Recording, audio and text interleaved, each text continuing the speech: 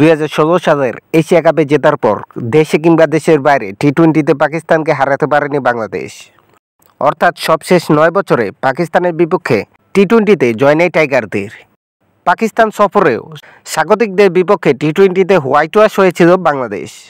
তবে এবার মিরপুরে সিরিজের প্রথম টি-20তে পাকিস্তানকে পাত্তাই দিল না লিটন দাসের দল। মিরপুরে টসে হেরে আগে ব্যাট করতে নেমে সবকটি উইকেট হারিয়ে 19.3 ওভারে 110 রানে গুটিয়ে যায় পাকিস্তান। জবাবে খেলতে নেমে 15.3 বলে 3 উইকেট হারিয়ে জয়ের বন্দরে পৌঁছে যায় বাংলাদেশ। ছোট লক্ষ্য তাড়া করতে নেমে ইনিংসের প্রথম ওভারেই সাজঘরে ফেরেন তানজিদ তামিম। 4 বল খেলে 1 রানের বেশি করতে পারেননি।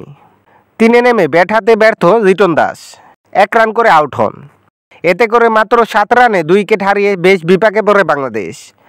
তবে তৃতীয় উইকেট জুটিতে সেই বিপদ সামাল দেন ইমন ও হৃদয়। এই দুজনে 73 রান জুটিতে জয়ের দিকে এগোতে থাকে বাংলাদেশ। ব্যক্তিগত ইনিংসে 37 বলে 36 রান করেন হৃদয়। এদিন ব্যক্তিগত অর্ধশতক তুলে নিয়েছেন ইমন। মাত্র 34 বলে মাইল ফলক ছুঁয়েছেন তিনি। শেষ পর্যন্ত 39 বলে অপরাজিত 56 রানে এসেছে এই ওপেনারের ব্যাট থেকে। 15 রানে অপরাজিত ছিলেন জাকের। এর আগে টসে হেরে ব্যাটিংয়ে নেমে তাসকিন মোস্তাফিজদের সামনে দাঁড়াতেই পারেননি পাকিস্তানি ব্যাটাররা। এতে কোনো রকমে 100 রান তুলে অল আউট হয়েছে সফরকারীরা। দলের হয়ে সর্বোচ্চ 44 রান করেছেন ফকর জামান। বাংলাদেশের হয়ে 22 রানে 3 উইকেট পেয়েছেন তাসকিন আহমেদ।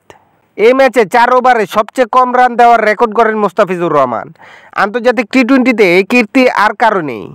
মিরপুরে 4 ওভার বোলিং করে 6 রান দিয়ে 2 উইকেট নিয়েছেন বাঁহাতি এই পেসার।